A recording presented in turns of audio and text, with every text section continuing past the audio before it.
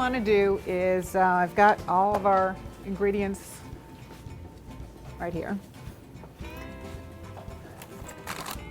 We've got some flour, oops, just regular flour. We've got cornbread, and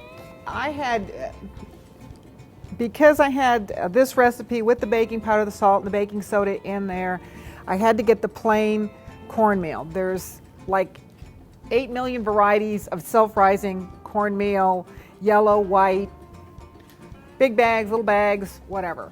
This is the plain, so I wouldn't have to adjust the recipe. And I've got that all in the bowl. We've got the cornmeal, sugar, flour, baking powder, baking soda, salt. All right, set that aside. I chopped up an onion. So we've got a cup of onion here that we are going to put in our frying pan with 1 tablespoon of butter. Okay. And keep that butter handy because we're going to use the rest of that in a minute. All right, there's 1 tablespoon. And we will fry or saute our egg. We better just do the onions. Okay. All right. Wait for that to start working.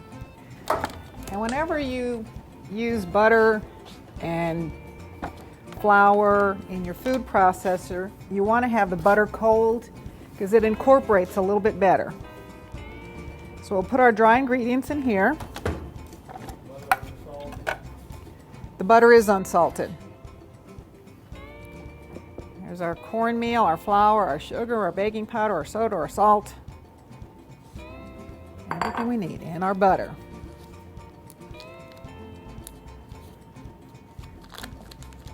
Which we're just going to cut up in these little chunks.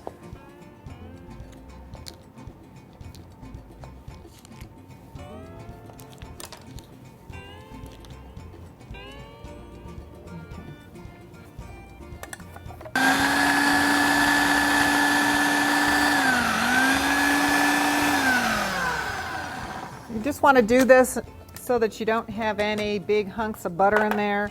It's all sort of, oh, I still got that. It's all sort of coarse little crumbs.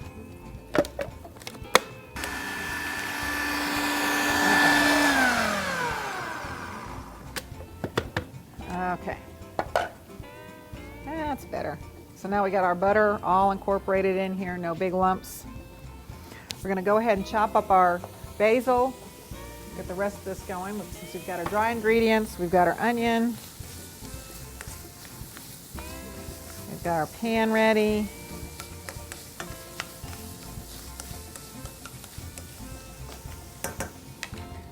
And I like to just put foil in here. It just makes it clean up a little bit better.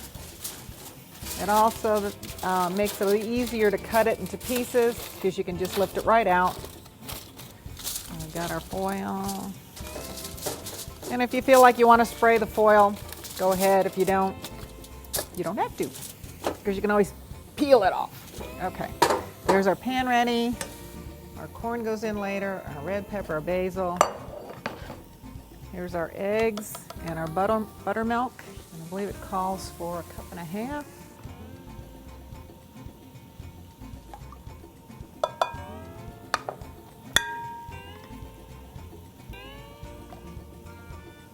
Whisk this up.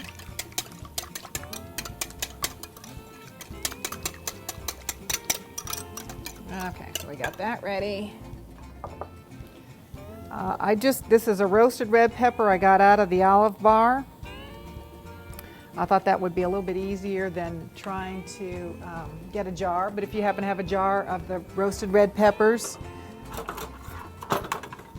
if you use a lot of them, you can just use that. I just like these because they're, you can buy 1, you can buy 2, whatever. And the basil. This was beautiful basil, I thought this morning when I picked it out. The leaves are nice and green. I didn't see any brown spots. And they all look like little baby leaves, which I imagine are more tender. And the fresh smells so good. We do also have the, I think I've showed it to you before, the comes in several flavors in the produce department. Basil, this is freeze dried, so it's not quite as dried as what you would get in the spice aisle. And I believe you use this 1 to 1. So if it says, 1 teaspoon of freeze dried to 1 teaspoon of fresh. So you would use a half a cup of this if you didn't want to chop it. With that much, I'm not sure how much the cost would be. I did get a big package of basil today because I was doing the 2 things, but normally our smaller packages of this brand, little smaller package, which would be enough to do this recipe, is $1.99, and I'm not sure what the price of that would be. And this is 0.28 ounces. All right.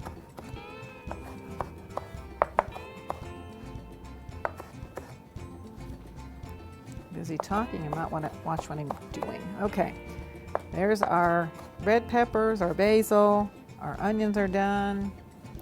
We've got corn here, and this is frozen corn, or if you wanted to be really good and cut corn off the cob, that'd be wonderful.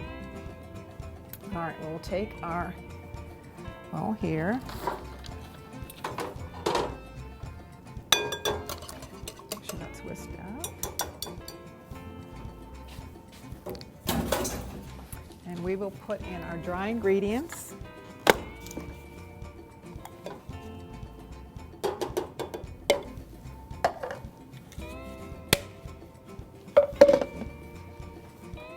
Mix that up.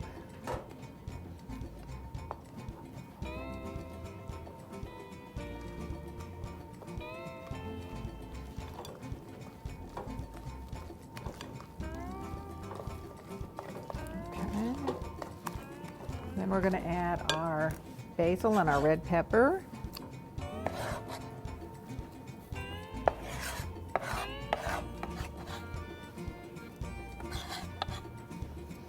Our corn,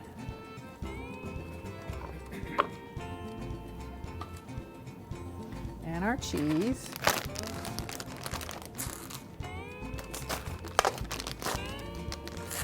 and you need about 1.5 cups. It's a 2-cup bag.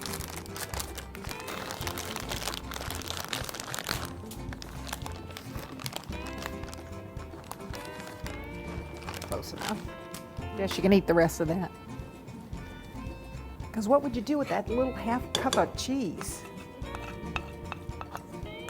While you're making dinner, you can melt it on a piece of bread or some pita or a tortilla. Okay. I think I could find lots of uses for that little 1/2 cup of cheese. All right, then here's all our ingredients in here. Stir it up. We'll get it into our bowl, our pan rather.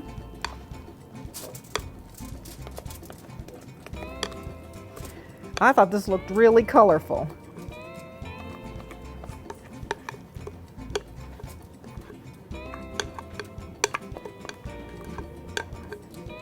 And it said in the directions a 9-inch pan. I must have typed the wrong thing, because the 9x13 fills it up, but the baking time is about the same. You want to just kind of check it and go with your oven. Some ovens are hotter than others. Okay, that looks good. And we will pop that in the oven.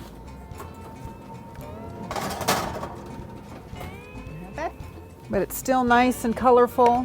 Still has the red and green, the corn in there. The cornbread, and this is, like I said, this is the white cornbread.